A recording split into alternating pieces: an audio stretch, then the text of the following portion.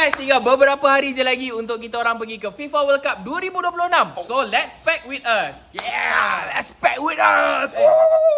Kau jangan overpack pula tau. Ingat tu. Okay.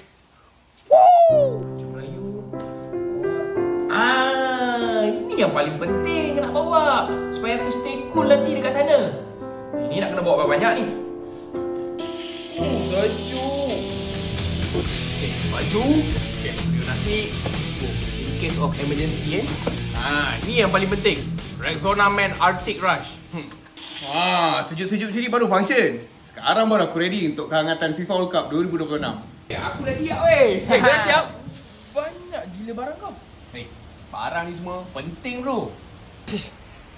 Guys, cuba korang komen apa benda yang paling penting sekali nak bawa time korang travel. Best komen akan menang Rexona Arctic Rush Kit. Rexona, official sponsor FIFA World Cup 2026. Korang, jangan lupa on notification korang. Maybe korang boleh jumpa kita orang dekat New York nanti. Kalau korang cool lah. Korang cool tak cool?